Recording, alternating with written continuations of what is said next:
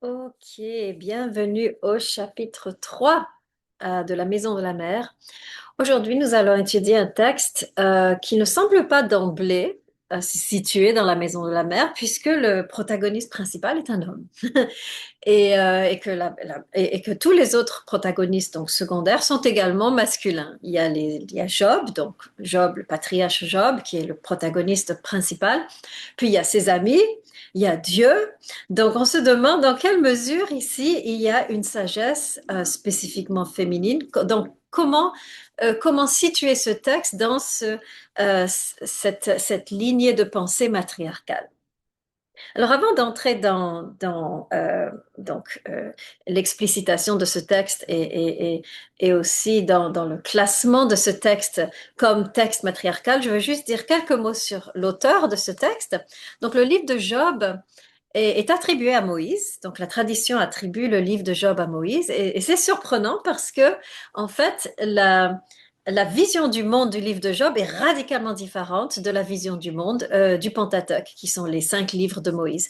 Dans les 5 livres de Moïse, écrits, rappelons-nous, pour les esclaves, lorsqu'Israël sortait juste de l'esclavage d'Égypte et se dirigeait vers la terre promise, Moïse avait conçu donc ce livre de loi, ce livre de principes pour enseigner la discipline, pour donner une orientation ferme au peuple. Le livre de Job, c'est totalement différent. C'est la rupture, c'est la transgression, c'est vraiment une autre atmosphère. C'est comme une vision du monde opposée qui s'oppose à la vision du monde du Pentateuque. Un des principaux points sur lesquels ces deux groupements de textes se posent, c'est que dans le Pentateuque, il y a l'idée que si tu es fidèle à Dieu, Dieu va automatiquement te récompenser. C'était cette promesse que Moïse donnait aux esclaves pour les réorienter vers Dieu. Dans le livre de Job, nous avons une pensée radicalement qui déconstruit en fait cette idée. C'est l'idée, en fait, le livre de Job, c'est le contraire. C'est l'idée que on a dans le livre de Job un homme extrêmement pieux qui néanmoins subit la malédiction de Dieu au lieu de la bénédiction. Donc nous avons vraiment un livre très différent. Et c'est pour ça que beaucoup d'auteurs hésitent, beaucoup de commentateurs hésitent à attribuer le livre de Job à Moïse.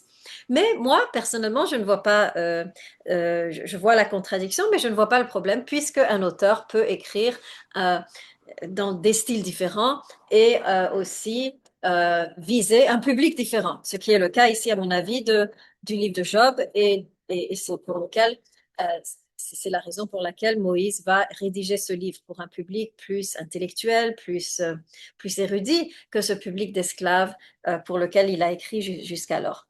Alors, donc, comme je l'ai dit, nous avons là un personnage principal, un personnage très vertueux, qui est masculin. Donc on se demande, mais dans quelle mesure est-ce que le livre de Job appartient à ce groupement de textes de sagesse matriarcale? Quel est ici le rapport entre ce texte et les autres textes que nous avons étudiés jusqu'à présent?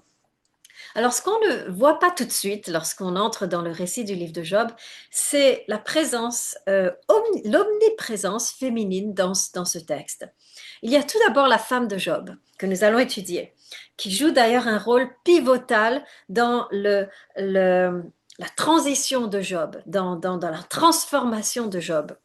Il y a ensuite la révélation de Dieu. Donc Dieu va répondre à Job. Job va crier vers Dieu dans sa souffrance et va se plaindre, va se rebeller contre Dieu et Dieu va répondre. Mais le Dieu qui va répondre aura des traits euh, féminins. Nous allons étudier ça. Donc, ce sera non pas le Dieu Père que nous avons l'habitude de rencontrer dans le Pentateuque, dans les autres livres de Moïse, mais ce sera en fait un Dieu que je vais nommer la déesse mère, puisque c'est un Dieu qui va se révéler avec euh, des attributs féminins. Donc, nous allons voir ça. Et puis, finalement, à la fin du livre, nous avons l'émergence des filles de Job qui ressortent dans le récit. Elles sont nommées. Il y a quelque chose d'extraordinaire qui est en train de se tramer là, dans cette émergence des filles de Job. Donc, nous avons au début à la fin et la mention féminine, ce qui revient à dire que la mention féminine est partout. Le livre de Job est un livre en fait profondément matriarcal et Job, finalement, au cours de sa transformation, est en train finalement d'entrer dans cette nouvelle dimension, dans cette nouvelle vision du monde. Alors, abordons à présent, donc je voudrais donc vous donner le plan rapidement. Donc je veux parler de trois choses, quatre choses. Voilà. Première chose, on va étudier, on va faire un portrait de Job comme homme intègre. Ensuite, on va voir l'irruption de l'épouse de Job. Donc, on va regarder un petit peu qu'est-ce qu'elle a provoqué en Job. Ensuite, nous allons rencontrer cette déesse mère qui va apparaître à Job au sein d'une tempête. Et finalement, on va terminer avec les filles de Job. OK. Alors, avant de rentrer directement dans le récit, je veux dire quelques mots sur le plan lui-même, la structure elle-même du livre de Job, parce qu'elle est importante. Il y a en fait trois grandes parties dans le livre de Job. Nous avons le prologue, qui est écrit en prose. Ensuite, nous avons une série de dialogues entre Job et ses amis, Job et Dieu. Et cette partie-là est écrite en vers, en poésie. Puis nous retournons dans l'épilogue qui sera elle-même écrite en prose. Alors il y a là déjà un message subliminal de la part de l'auteur. L'auteur essaye déjà de nous dire quelque chose juste dans la façon dont il va structurer le récit. Alors c'est très simple. L'auteur, en écrivant prose, poésie, prose, va en fait diriger le regard de son auditoire, le regard de ses lecteurs et les oreilles de son auditoire vers la partie poétique. C'est la partie poétique, évidemment, qui va attirer l'attention.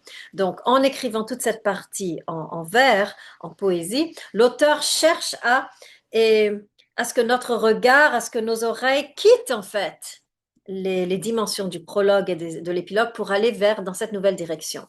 Et c'est exactement le cas lorsqu'on se penche vers le livre lui-même. On se rend compte que finalement le prologue ne sert simplement qu'à planter le décor.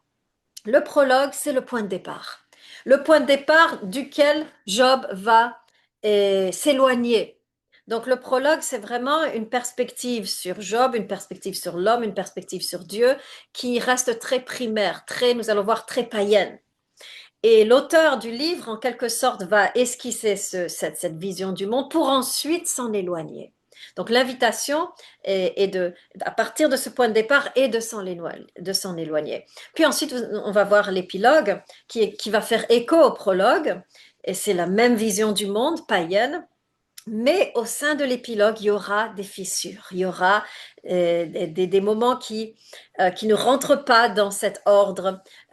Donc, euh, dans cette vision du monde païenne, et c'est là qu'on va explorer un petit peu donc les fissures qui s'ouvrent dans l'épilogue. Mais vraiment, si on veut comprendre la clé du livre de Job, ce que l'auteur essaye de nous enseigner, il faut s'éloigner du prologue et de l'épilogue et se diriger vers la partie poétique. Et c'est évidemment ce que nous allons faire.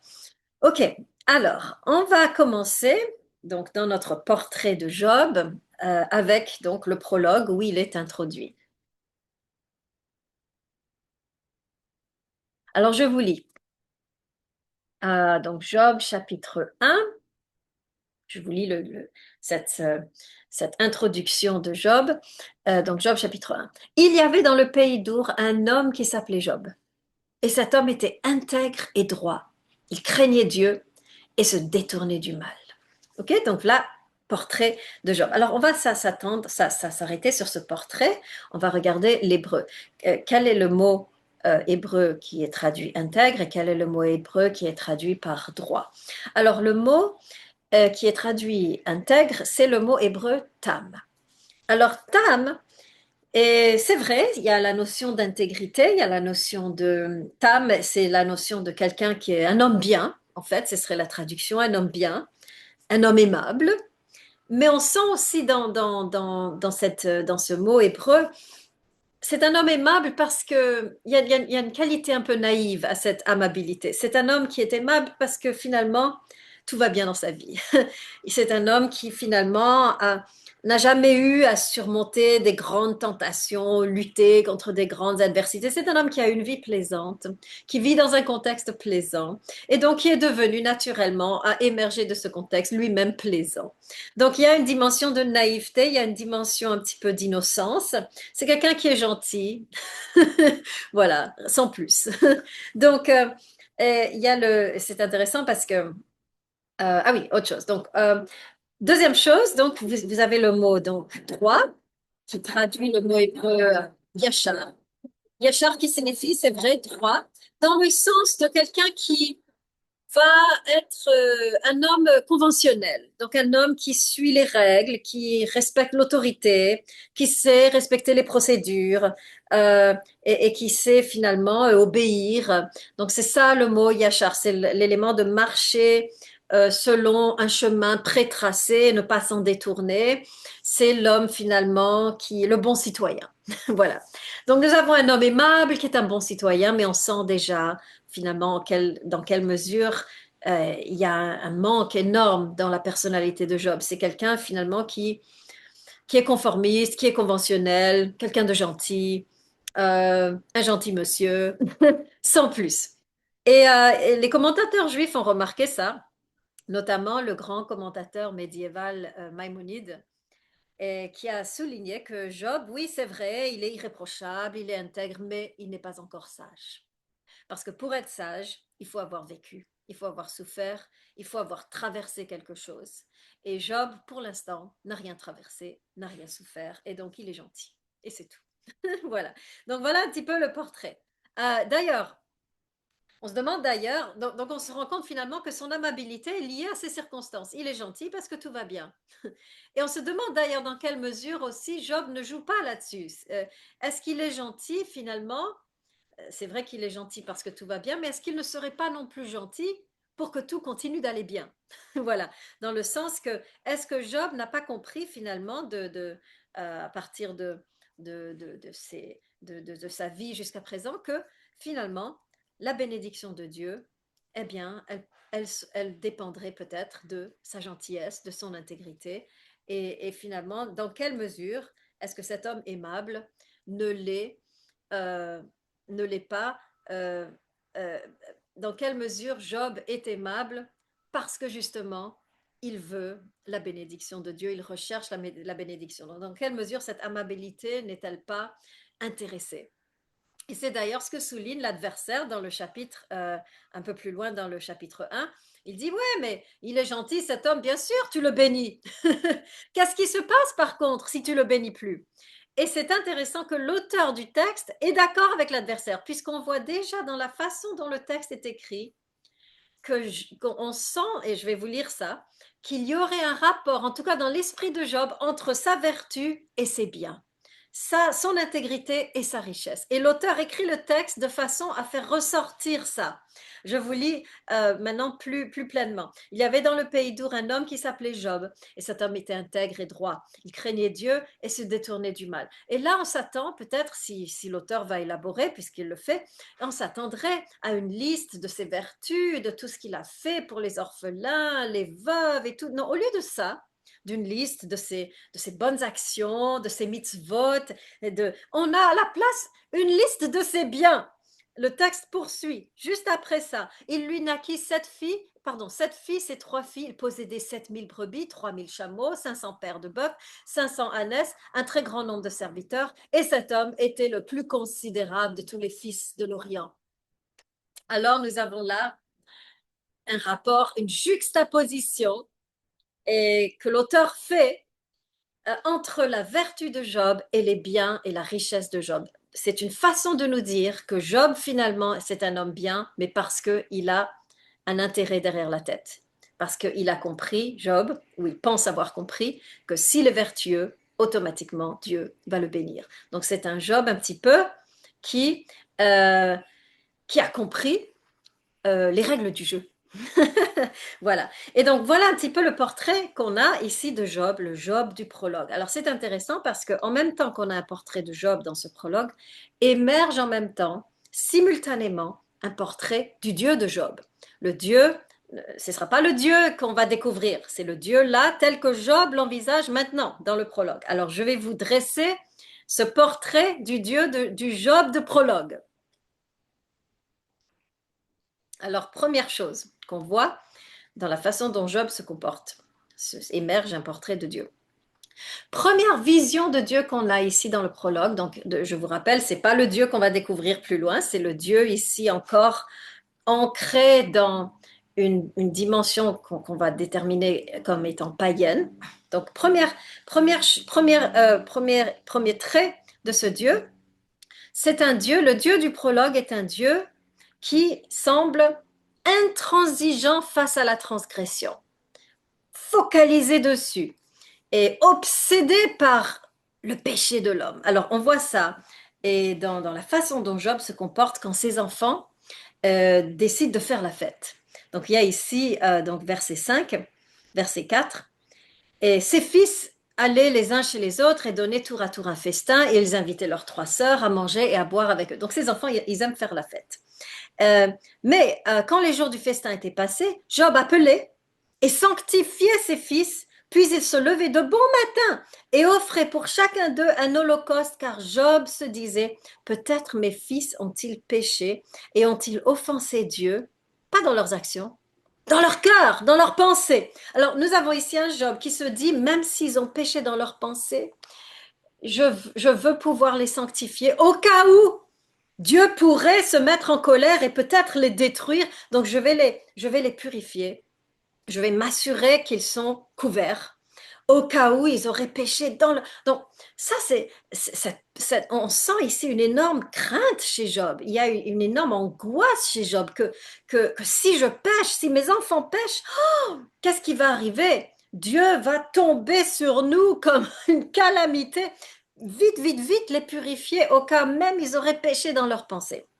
Alors là, on a vraiment un Dieu qui est là à l'affût du péché et qui attend que l'homme pêche pour ensuite pouvoir le punir, le condamner, etc. Donc là, ici, vraiment, une vision d'un Dieu terrifiant, obsédé par le péché de l'homme.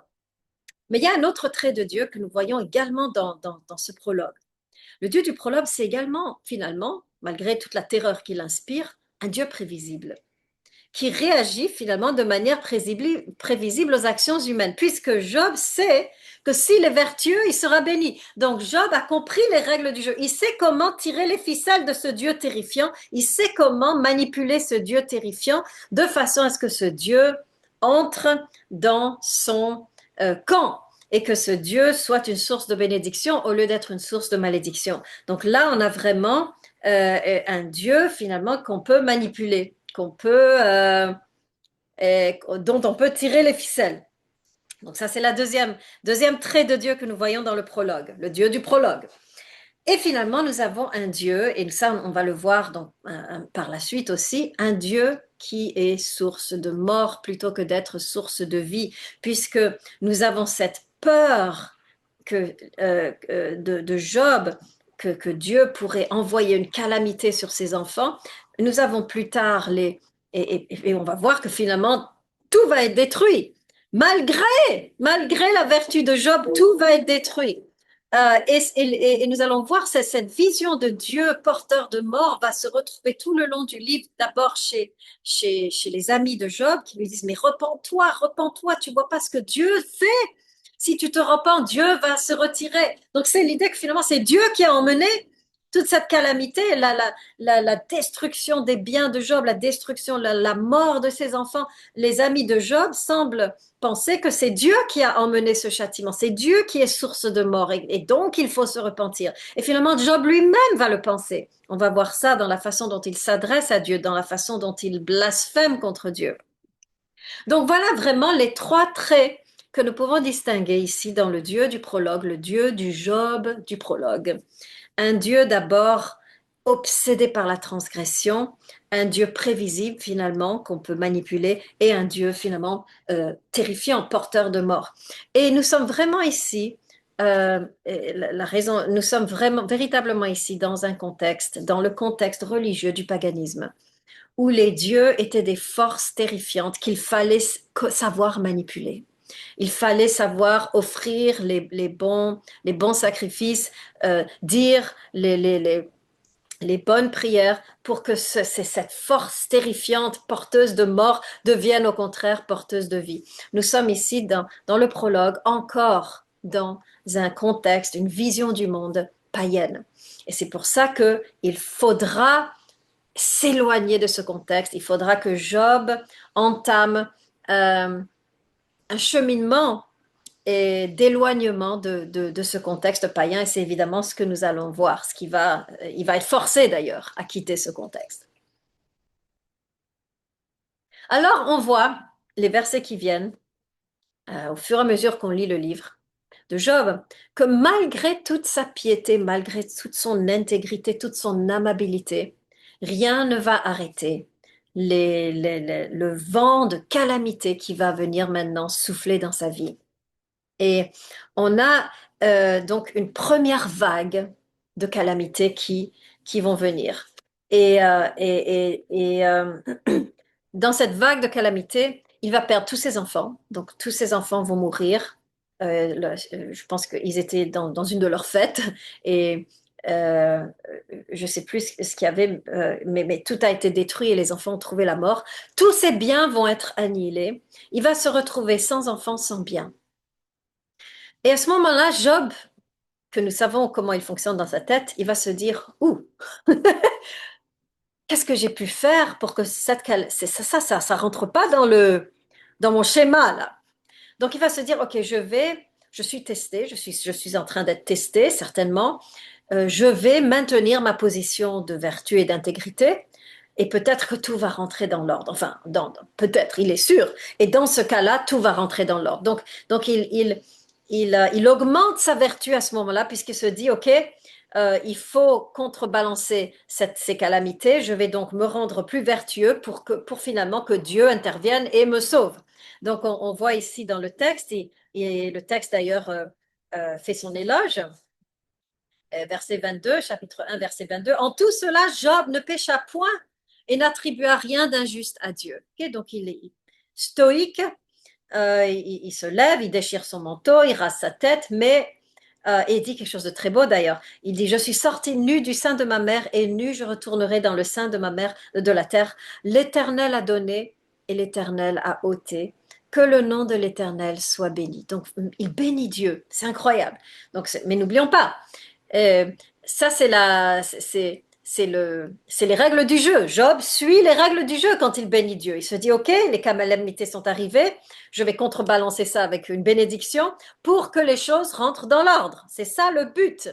Bon, peut-être que Job, on peut donner à Job un peu de grandeur ici, mais c'est pas le sens du texte. Le sens du texte nous a déjà montré un Job qui fait les choses pour la bénédiction. Donc il est certain que à ce moment-là, c'est pas par grandeur que Job dit cela, c'est par intérêt.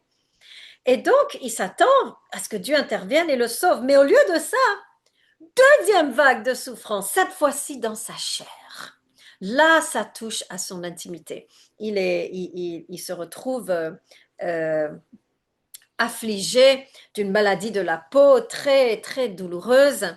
Et il est à présent plus qu'une épave. Il ne lui reste plus que son épouse aigrie et lui dans cette misère totale.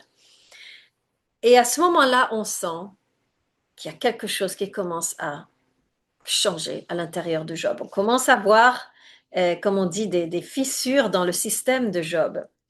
Et on voit ça, d'ailleurs, l'auteur nous fait voir ça dans le texte, puisque après cette deuxième vague de souffrance, ok, on avait dans la première vague, on avait Dieu n'attribua rien d'injuste à Dieu, ne pécha point. Et après cette deuxième vague de souffrance, il y a une petite nuance, chapitre 2, verset 10. En tout cela, Job ne pécha point par ses lèvres, c'est-à-dire il ne dit rien, mais il n'en pense pas moins. Quelque part à présent, il commence à avoir, le doute commence à monter. La colère commence, le désespoir commence à monter, l'incompréhension commence à monter. Il ne dit encore rien, mais ça boue.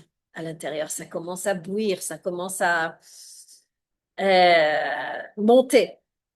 Et c'est à ce moment précis où Job commence à se remettre en question, commence à sentir ses émotions puissantes monter en lui. C'est à ce moment précis que la femme de Job va faire son entrée. Elle choisit bien son moment. Et il faut la comprendre elle aussi, donc ce qu'elle est sur le point de dire, elle aussi, elle a tout perdu.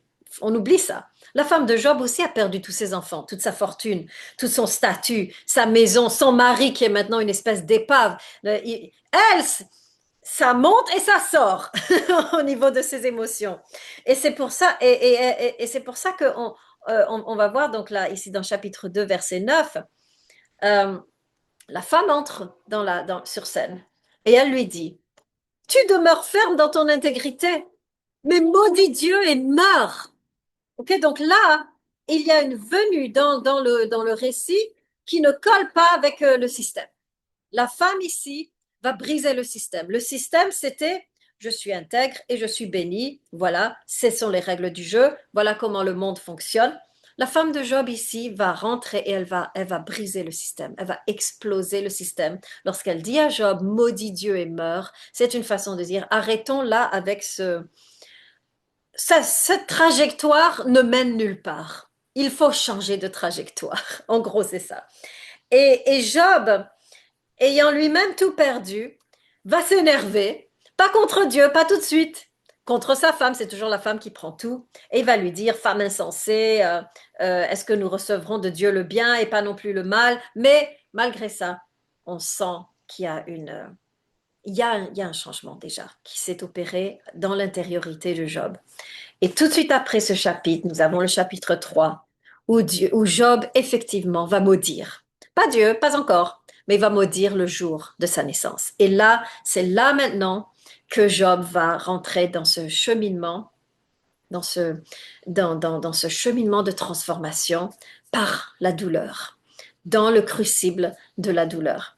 Euh, donc, et et c'est là évidemment que toute la transformation de Job aura lieu. Alors on va explorer ce cheminement, mais d'abord je voulais juste faire ressortir le fait que Job ne serait pas entré dans ce cheminement sans sa femme, sans que sa femme ne soit venue interrompre son cocon, cette étroite vision du monde qu'il avait, sans que sa femme soit venue et, euh, le brutaliser en quelque sorte dans son système. Euh, donc, alors, regardons un petit peu cette transformation qui a lieu. Le Job, donc on est maintenant dans la deuxième partie du livre, la partie poétique, où on va voir Job dans la transformation de Job. Job va commencer à se morpher en quelqu'un de méconnaissable par rapport au Job du prologue. D'ailleurs, tout le monde sera horrifié par cette métamorphose de Job. Ses amis seront horrifiés pour lui et il va véritablement se métamorphoser en quelqu'un de différent, quelqu'un euh, d'épouvantable, de quelqu'un qui inspire la terreur et l'angoisse. Alors regardons un petit peu ce cheminement et cette transformation. Tout d'abord, la première chose qu'on remarque donc chez Job, chez ce nouveau Job, c'est cette irruption volcanique de ses émotions. Tout d'un coup, il a des émotions. Dans le prologue, on voyait cet être très élégant, tout était bien en place et on ne voyait pas d'émotion. C'était un peu un être pas beaucoup d'étoffe humaine, n'est-ce pas, dans le prologue. Là, à présent, nous avons un homme qui déborde d'émotions négatives, surtout. On le voit dans l'angoisse, la colère, le désespoir. Alors, je vous lis quelques extraits. Il dit dans chapitre 7, verset 11, « Je donnerai voix à l'angoisse de mon esprit. » Donc, il refuse de réprimer ses émotions. Il va les exprimer dans toute et dans toute leur négativité, dans toute leur laideur, il va les exprimer. Euh, Job 16, 18, que mon cri ne trouve aucun répit. Euh, et entre autres. Voilà. Et donc tout le long, et ses amis vont lui dire, mais tais-toi, mais ne dis pas ça, mais tu peux pas dire ça. Job va dire, non, je laisserai libre cours à mes émotions. J'ai plus rien à perdre. Je fais ce que je veux. Je fais ce que je veux, j'ai tout perdu. J'ai envie de crier, je crie. J'ai envie de maudire, je maudis. J'ai envie de pleurer, j'ai envie d'hurler, je le fais. C'est là où il est. Et on voit maintenant Job perdre toute son amabilité, perdre toute son élégance, son raffinement. Tout ça, c'est balancé pour donner place à comme quelque chose de primal, de sauvage qui émerge en lui. Alors, ça, c'est premier changement, première défiguration de Job. Deuxième changement, face au Job du prologue qui connaissait par cœur les règles du jeu et qui avait contrôle sur sa destinée, puisque c'était ça, finalement, le Job du prologue était un Job obsédé par le contrôle et qui allait utiliser la religion pour mieux contrôler sa destinée, utiliser Dieu pour contrôler. Et ici, nous avons un Job qui a perdu le contrôle, qui est dans la confusion, qui ne comprend plus les règles du jeu, qui ne comprend plus comment est-ce que, quel geste, quel pas je dois prendre pour euh, rassembler les pots cassés. Et on voit ici quelques références. Job demande à Dieu, et c'est un moment très poignant, Job 7, chapitre 7, verset 21, mais pourquoi ne pardonnes-tu pas ma transgression? Il ne sait même pas ce qu'il a fait de mal. Il ne sait même pas ce qu'il a fait de mal, mais il va quand même demander pardon, puisque c'est ça les règles. Les règles du jeu. Donc, il y a un moment très poignant là. Pourquoi ne pardonnes-tu pas? Je ne comprends pas. Normalement, quand on se repent, tu pardonnes, tu rétablis, tout va bien. Qu'est-ce qui se passe? Et ensuite, et on va voir, au fur et à mesure qu'il s'interroge, son interrogation va devenir de plus en plus sombre, de plus en plus et hargneuse, jusqu'à toucher au blasphème. Alors la prochaine question, c'est chapitre 21, verset 15. Qu'est-ce que Dieu pour que nous le servions? Que gagnons-nous à le prier? Là, il commence à se dire, mais ça marche pas ce truc, je vois pas, là, il n'y a pas d'intérêt, je gagne rien, mais qu'est-ce que je fais là, en fait? Qu'est-ce que je fais encore là?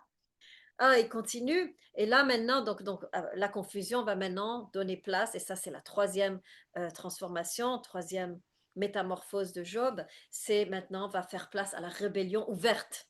Rébellion ouverte. Il va dire les choses suivantes. Job 9, 32. L'homme ne peut pas gagner un procès contre Dieu. En gros, ce qu'il est en train de dire, c'est qu'il n'y a plus de justice. Il n'y a pas de critères. Dieu, en fait, ne se soumet pas aux critères de la justice. C'est injuste. Donc, quel procès, quelle justice peut-il y avoir dans un monde où Dieu lui-même va marcher, va passer outre de la justice? Et il continue, ça s'empire, et il va dire maintenant de Dieu, il détruit l'innocent comme le coupable. Job 9, 22. Et pire encore, il se moque en fait quand l'innocent tombe. Job 9, 23. Et finalement, le point culminant, la terre est livrée aux méchants. Job 9, 24. Ici, ce qu'il est en train de dire, c'est que finalement, il n'y a pas l'adversaire et puis Dieu. C'est c'est la même personne. Le mal, l'ennemi, Satan et Dieu, même chose. Finalement, Dieu porte ces deux visages. Il est tout aussi bien le pire ennemi que le bénéfacteur et je ne comprends plus comment le manipuler.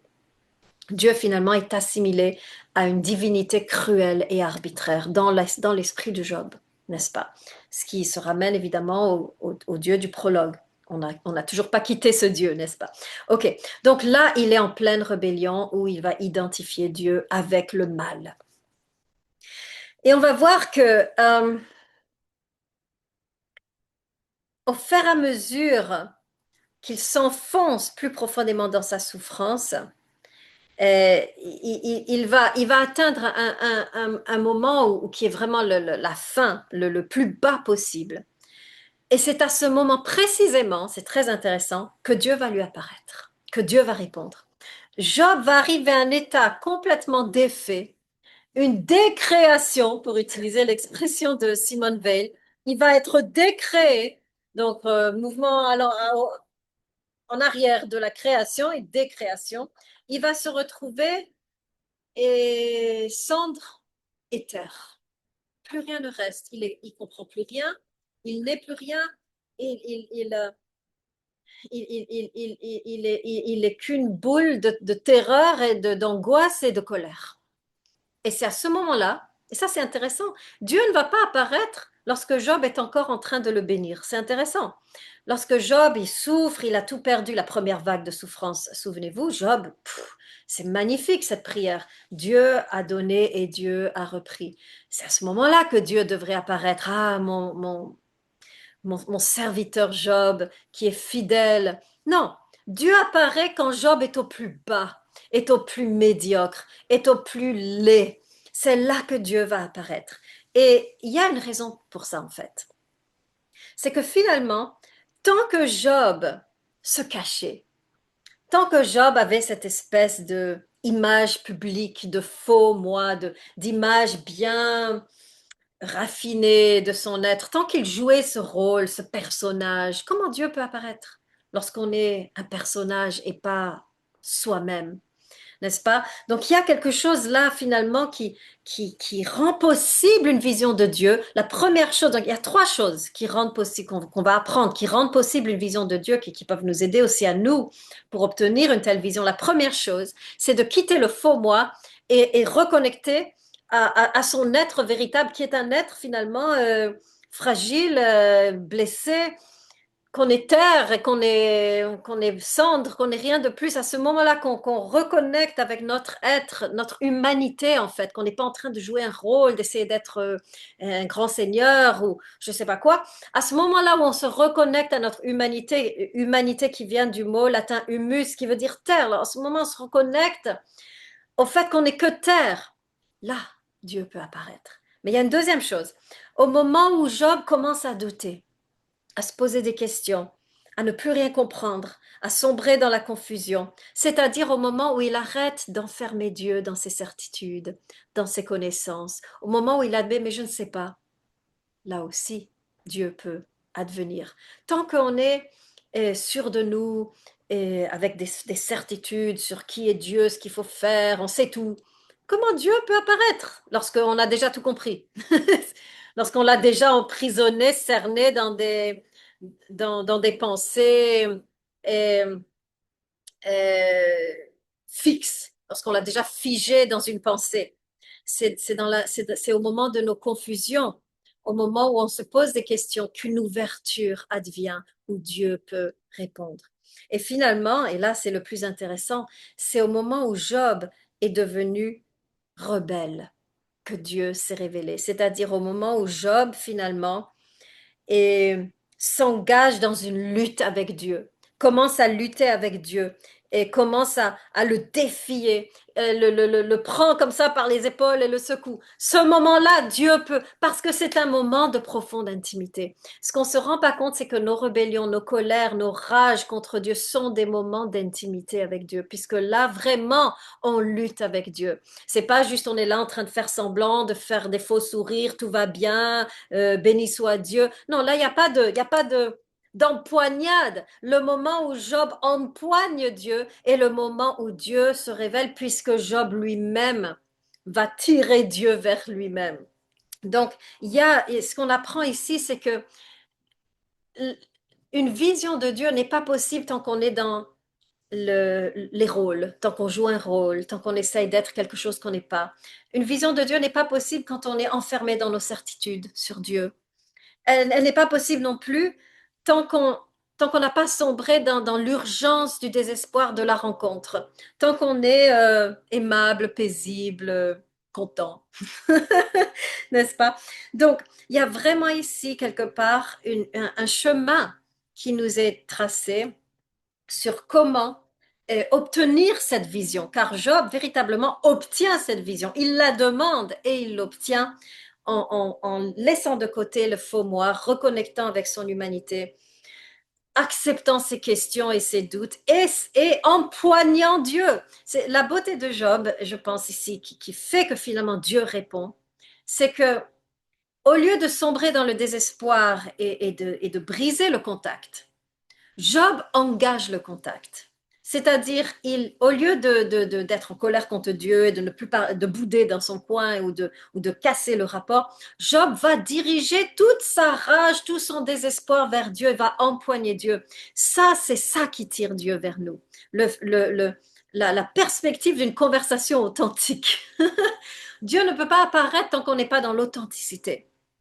Et c'est ça véritablement que Job a touché dans son désespoir. Il a touché l'authenticité. Et à ce moment-là, alors c'est très intéressant finalement parce que on se rend compte ici dans ce texte que l'approche de Dieu ne nous demande pas de quitter notre humanité, de devenir des espèces d'anges parfaits avec elle ne nous demande pas, le rapport avec la rencontre avec Dieu ne nous demande pas de devenir des saints ou des anges ou de nous comporter de certaine façon. Non, Dieu nous rencontre lorsqu'on est au plus profond de notre humanité. Lorsque enfin nous touchons à notre humanité, notre confusion, notre révolte, notre euh, désespoir. Lorsque enfin on accepte que nous sommes terre, à ce moment-là, une révélation est possible. Donc vraiment, véritablement une invitation à être nous-mêmes et à approcher Dieu tel que l'on est, sans essayer d'arranger avant. Il y a une histoire intéressante, un petit détail euh, qui se trouve dans le Pentateuque, dans les livres de Moïse, où Dieu commande, c'est un petit détail intéressant, Dieu commande aux Israélites, quand vous érigez un autel, vous n'allez pas prendre des pierres que vous avez taillées. Vous allez prendre les pierres que vous trouvez par terre et vous allez ériger cet autel. Donc, je ne veux pas un autel de pierres taillées. Alors, juste ça, c'est le commandement. Alors, on peut vraiment réfléchir là-dessus et se dire, mais pourquoi Dieu ne veut pas de pierres taillées? C'est plus élégant, c'est plus joli. Pourquoi des pierres comme ça qu'on trouve comme ça sur le chemin? Eh bien, c'est très simple. L'autel étant l'endroit où l'on prie, la leçon est la suivante. Lorsque l'on prie, lorsque l'on essaye de s'approcher de Dieu, il ne faut pas venir en pierre taillée.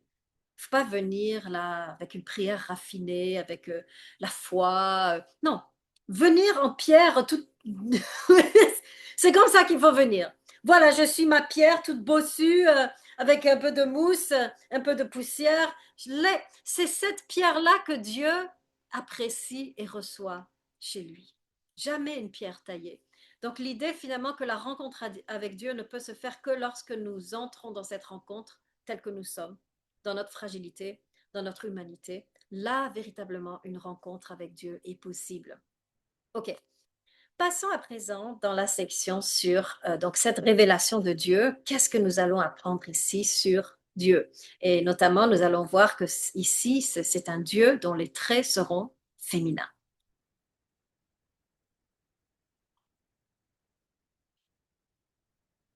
Alors, la première chose qu'on voit d'emblée lorsque Dieu se révèle, c'est qu'il apparaît au cœur d'une tempête.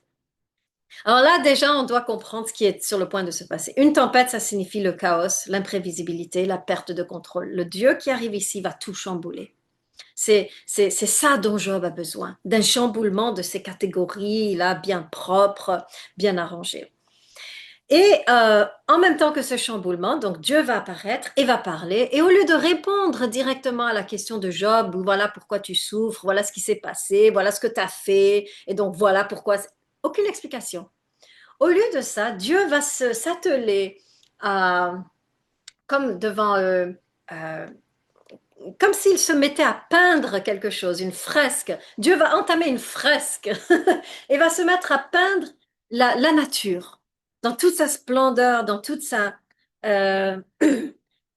toute sa, euh, comment dirais-je, dans tout ce qu'elle est de sauvage, de splendide, de terrifiante. Dieu va se mettre à peindre cette fresque avec de nature. Alors, il faut voir un petit peu ce qui se passe ici. Euh, alors, premièrement, nous allons voir que le Dieu qui va émerger de cette fresque, de cette énorme peinture de la nature, ce sera un Dieu dont les traits seront féminins. Donc, je vais appeler ce Dieu ici, dans ce contexte, la déesse mère. Comme ça, on reste dans l'esprit du texte. Alors, première chose donc, et je vous invite à lire ce passage. Hein, lisez un petit peu, lisez donc toute cette réponse de Dieu et vous verrez que c'est rempli de belles descriptions de la création du monde, de ces animaux sauvages et de ces grandes étendues. C'est une magnifique fresque que Dieu donc va faire émerger devant les yeux de Job. Mais ce qu'on va voir, c'est que finalement, euh, à la mesure que Dieu peint cette magnifique fresque, nous allons voir un portrait de cette déesse mère émerger. C'est-à-dire ce que Dieu essaye de faire en faisant cette magnifique fresque, c'est que Job voit, est une vision de qui il est vraiment. Et on va voir que qui il est vraiment, ce sera cette déesse mère. Alors, regardons la première chose, première vision, premier trait de la déesse mère qui émerge de cette fresque.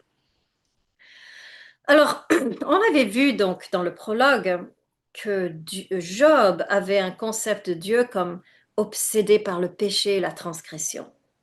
La déesse mère, par contre, elle a un tout autre programme. Son invitation à Job sera précisément de franchir ses limites.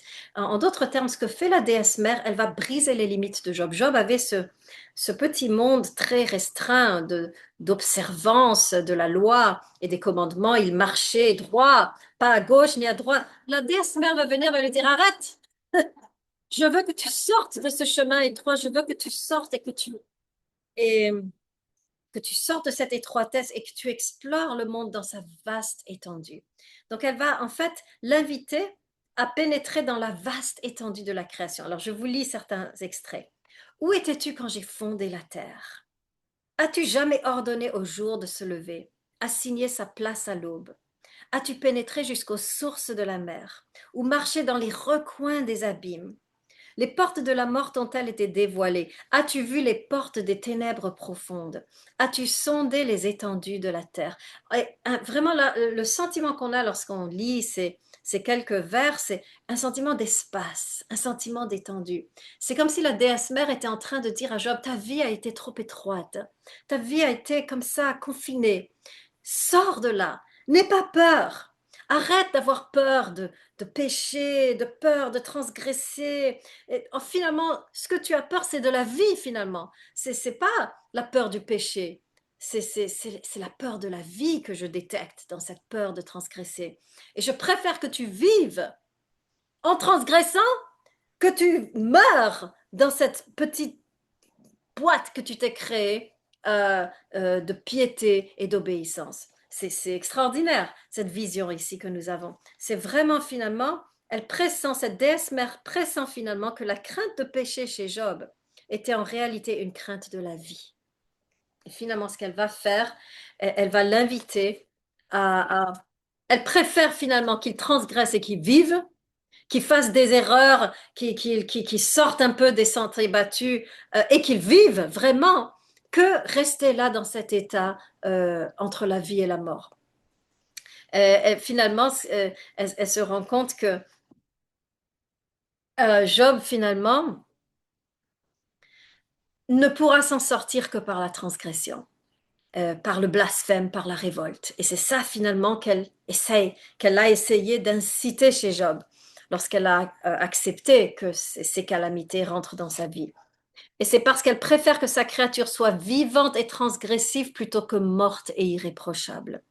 C'est pour ça que cette déesse mère va inviter Job imprudemment à sortir de l'espace étroit où il s'était confiné pour s'aventurer dans l'étendue sauvage et terrifiante du monde. Donc c'est vraiment ça qui se passe ici, que l'on détecte dans ces descriptions d'étendue,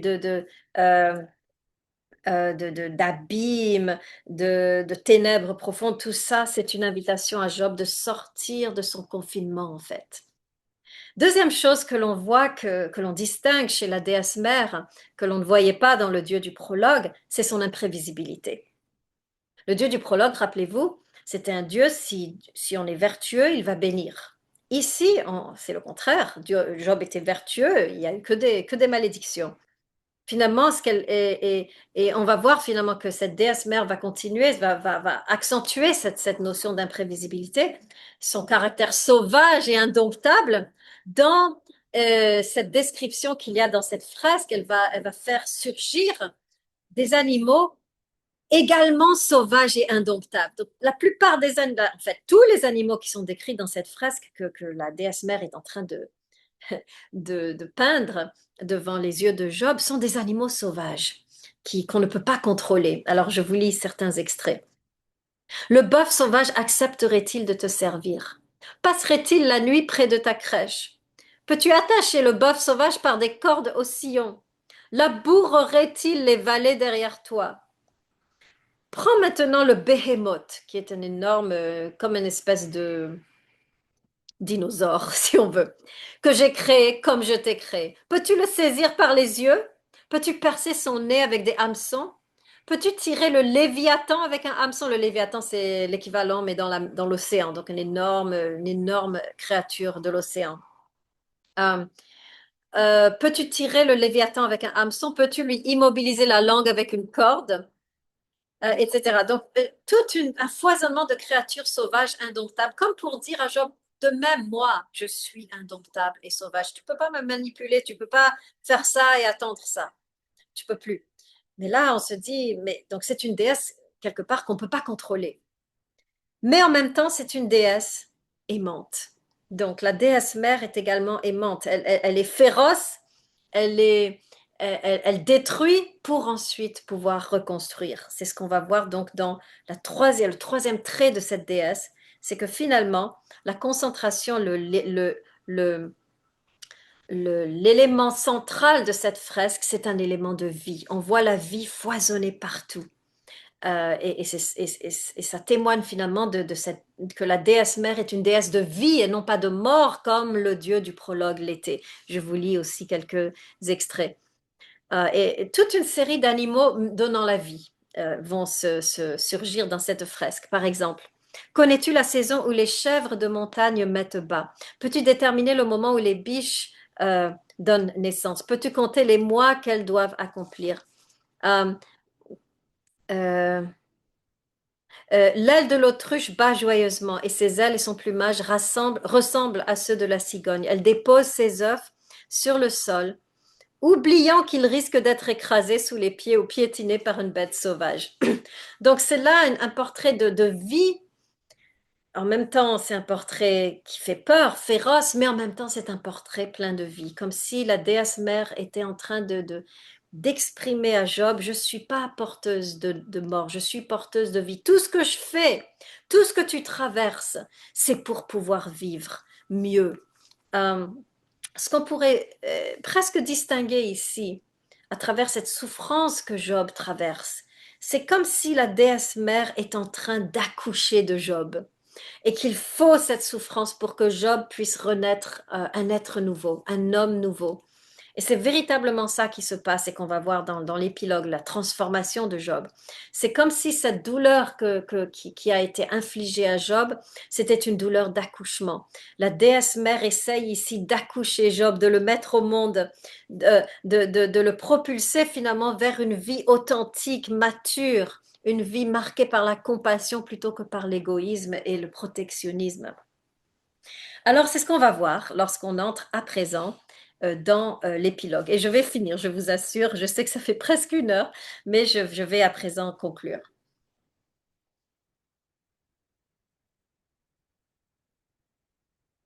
Alors, l'épilogue est un peu, on voit que on est un peu déçu, puisqu'on s'attendrait à quelque chose d'extraordinaire après tout ce que Job a traversé, cette rencontre avec la déesse mère, et pourtant on retombe dans l'épilogue, dans le prologue. L'épilogue fait écho au prologue. C'est le même scénario où il y a de nouveau Job est de nouveau, sa vertu est récompensée. Il y a de nouveau toute une liste. Là, je vous lis. Ainsi, le Seigneur bénit les dernières années de la vie de Job, plus encore que les premières. Et de nouveau une liste. Il possédait 14 000 brebis, 6 000 chameaux, 1 000 paires de bœufs, 1 000 ânesses. Il avait aussi 7 fils et 3 filles. On se retrouve ici à la case départ, le prologue où la vertu donnait lieu à la bénédiction. Et ici, c'est comme si Job aurait survécu le test et réussi à l'examen. Et maintenant, Dieu va le récompenser avec donc, toutes ses bénédictions. Et on a vraiment l'impression que rien ne s'est passé, qu'il n'y a eu aucune progression, aucune évolution. jusqu'à ce qu'on tombe sur ce détail intéressant. Ce sont les trois filles de Job. Et elles sont décrites, alors je ne sais pas si j'ai pris, non, je n'ai pas imprimé ça, donc elles sont décrites, alors je vais simplement vous raconter. Il y a trois détails qui sont donnés par rapport à ces filles de Job et en explorant ces trois détails, on va voir finalement qui Job est devenu, quel homme a émergé de cette tragédie. Alors première chose qu'on voit chez ces filles, c'est qu'elles ont un nom. Alors normalement, lorsqu'on fait la liste, les généalogies de le père, les enfants, le père, les enfants, on ne nomme pas typiquement les filles. On nomme, la Bible est très forte, se focalise surtout sur nommer les garçons, les enfants, les pères et les fils, les pères et les fils. Ici, nous avons, les fils ne sont pas nommés. Les filles, les trois filles sont nommées. Alors, il faut explorer, mais qu'est-ce que ça veut dire? Alors, première chose qu'on sait par rapport au nom dans la Bible hébraïque, c'est que le nom signifie la destinée, une destinée souvent extraordinaire. En d'autres termes, lorsque Job nomme ses filles, il est en train de leur dire, vous allez être beaucoup plus que juste des épouses et des mères. Vous aurez, en plus de ça, une destinée extraordinaire, une destinée par laquelle vous allez influencer le cours de l'histoire. Vous allez être des matriarches au sein de la communauté. Vous n'allez pas juste être et des accoucheuses, n'est-ce pas? Vous aurez en plus de ça un destin, une vocation au-delà de juste cette vocation féminine. En plus de ça, le deuxième détail qui est donné des filles, c'est qu'elles sont belles. Alors on doit réfléchir, ok, que signifie la beauté? Est-ce que c'est juste un petit détail? Alors lorsqu'on se tourne vers les autres écrits de Moïse, il y a en fait trois autres femmes qui sont décrites comme étant belles dans les cinq livres de Moïse. Euh, et ce sont les trois matriarches, Sarah, Rebecca, Rachel. Et donc on se rend compte Job, lorsque les filles sont décrites comme étant belles, on se rend compte que finalement, il y a un parallèle qui est établi entre ces trois filles et les trois matriarches du livre de la Genèse. Comme si pour dire que ces trois filles vont être elles-mêmes des matriarches. Elles-mêmes vont être, vont faire partie d'une histoire et pas juste être des vies singulières. Et finalement, ces trois filles vont hériter. Et ça aussi, c'est intéressant, puisqu'en général, c'était les hommes, les fils qui héritent. Pourquoi ici les filles héritent? Et on est renvoyé également à un autre texte de Moïse, où les lois de l'héritage avaient été déjà écrites par Dieu. Et il se trouvait qu'il y avait les filles d'un père, donc c'était cinq filles, je crois, qui n'avaient pas pu se marier. Il n'y avait pas de frères dans la famille, si bien qu'elles allaient se retrouver sans aucun, lorsque le père allait mourir, elles allaient se retrouver sans rien, puisque l'argent doit passer au fils. Et s'il n'y a pas de fils, ça retourne dans la tribu. Et donc elles sont allées voir Moïse et elles lui ont dit, il faut faire quelque chose. Et Moïse a donc, il est allé vers Dieu, il a prié, et Dieu lui a dit quelque chose d'extraordinaire. Il lui a dit, change la loi. Dieu lui-même avait écrit cette loi. Et là, face à ce cas particulier de détresse, Dieu va dire à Moïse, change la loi. Ça, c'est extraordinaire. Finalement, donc, la notion d'héritage implique un changement de loi, un changement, quelque chose change, quelque chose avance, quelque chose. On est conscient lorsqu'on donne un héritage à sa fille, c'est une façon finalement de la reconnaître, de la voir. C'est comme si Job finalement, et on voit ici se profiler un portrait de cet homme transformé. Le Job du prologue n'existe plus. Ce Job qui se conformait à la tradition, qui faisait tout bien, qui était toujours bien rangé, bien obéissant. Ici, on voit un Job qui est capable de voir au-delà de lui-même, qui est capable de voir et d'entendre ce que personne ne voit et personne n'entend, qui est capable de briser les croyances étroites et dogmatiques, qui est capable finalement d'inaugurer une nouvelle ère. C'est un Job pionnier qui émerge ici. Et finalement, c'est un Job non seulement qui est capable de voir, dont la perspective s'est élargie, dont le regard s'est approfondi, dont l'écoute s'est éveillée, mais en même temps, c'est un Job qui agit et qui protège et qui finalement fait bouger les choses et qui transforme le, le cours de l'histoire. Et c'est ça finalement la véritable, am- euh, comment on va dire, happy end du livre de Job. C'est pas que qu'il a reçu tous ses biens et que tout va bien comme avant. Non, tout a changé au contraire.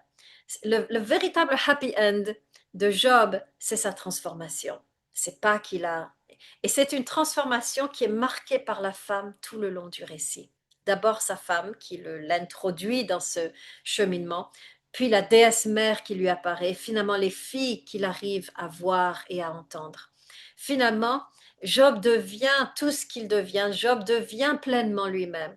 Job émerge dans sa maturité au contact féminin tout le long de sa trajectoire.